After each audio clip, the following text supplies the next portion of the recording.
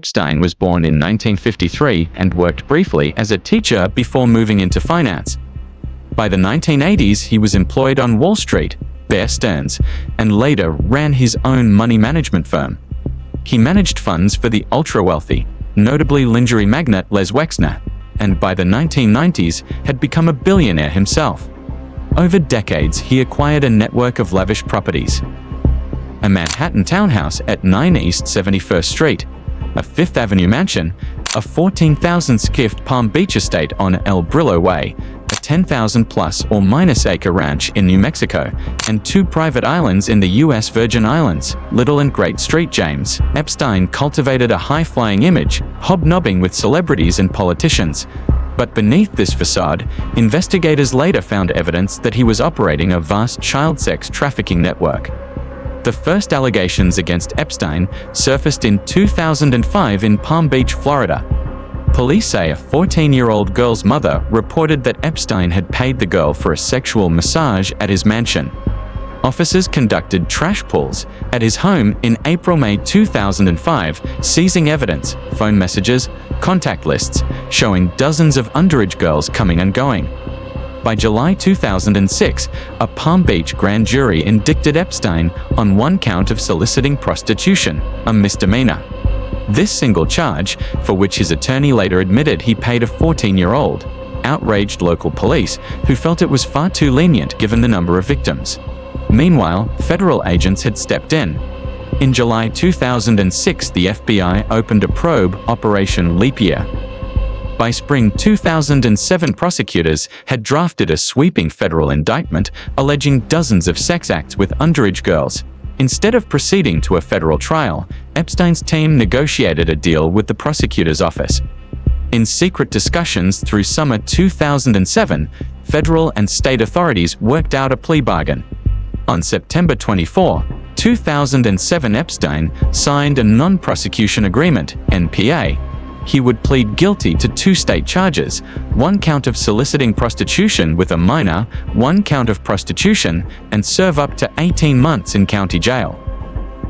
In return, federal prosecutors would drop all federal charges for all time. Crucially, Epstein's lawyers insisted the agreement be kept secret. Victims and the public were not informed that the deal was in the works. On June 30, 2008, Epstein appeared in a Palm Beach courtroom and pleaded guilty to the state charges. U.S. Attorney Office sources later admitted this plea was the culmination of the NPA. He was sentenced to 18 months in jail, but he would actually serve only about 13 months, mostly on a day release/work release program. He also registered as a sex offender under Florida law. Epstein was one of the first to be listed on Florida's sex offender registry under the new Adam Walsh Act. Epstein was released in July 2009 after roughly 13 months behind bars. He remained on probation for a year, but enjoyed a relatively comfortable confinement. In fact, his attorneys later boasted that he spent only 4 hours a day in jail, returning each evening to his home. Once free, Epstein resumed travel on his private jets and reopened his island retreat, even while he legally remained a registered sex offender. The NPA required that he remain fully compliant with all sex offender requirements. As word spread about the secret 2007 deal, victims fought back. In September 2009, a federal judge ruled that the NPA had violated the Crime Victims' Rights Act by keeping victims in the dark. Victims were finally allowed to see the deal and appeal it. Though the plea itself stood, the disclosure led to public outrage and many civil suits. In April 2010, lawyers made flight logs public. These logs listed numerous prominent figures, e.g. Bill Clinton, lawyer Alan Dershowitz, others, who had flown on Epstein's jets. Important: being on a flight log does not prove knowledge of or involvement in crimes, and none of the prominent figures was charged with wrongdoing. Meanwhile, a steady stream of victims brought lawsuits. Many plaintiffs claimed Epstein's network was global and included powerful associates.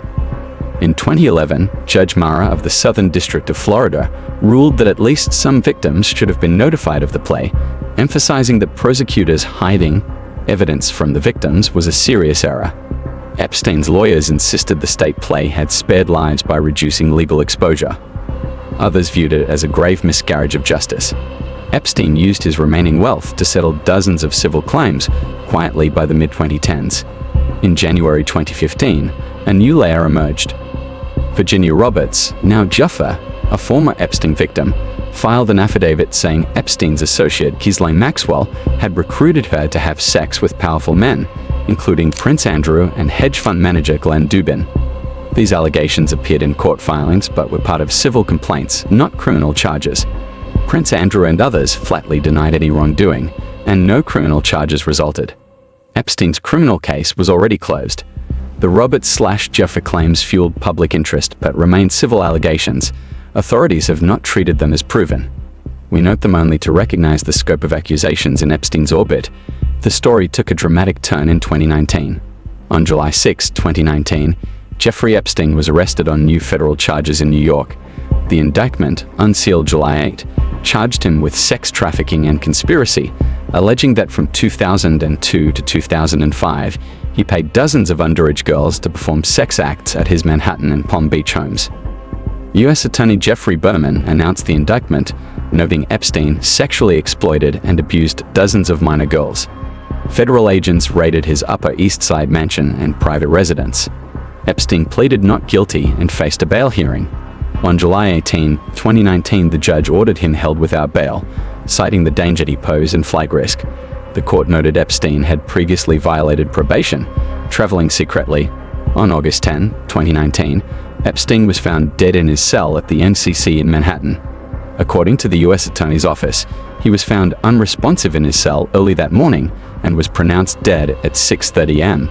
The death was ruled an apparent suicide.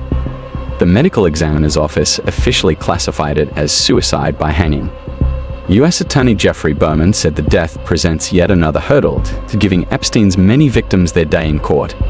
Attorney General William Barr commented, Epstein was found dead early this morning from an apparent suicide and ordered the FBI and Inspector General to investigate.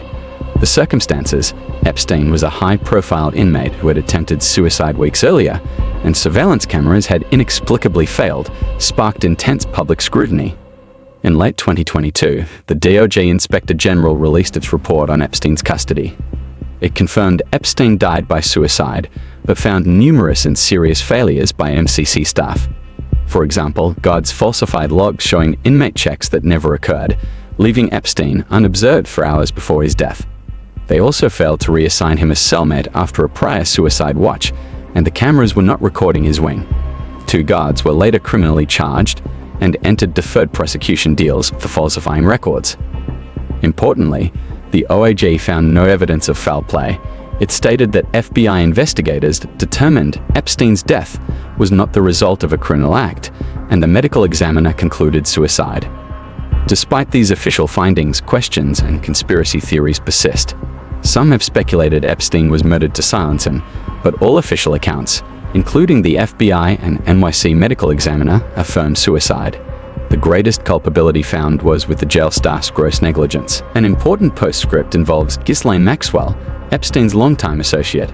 She was arrested in 2020 on federal charges of assisting Epstein's abuse scheme. After a jury trial on December 29, 2021, Maxwell was convicted of multiple counts, enticing minors and sex trafficking. In June 2022, she was sentenced to 20 years in prison.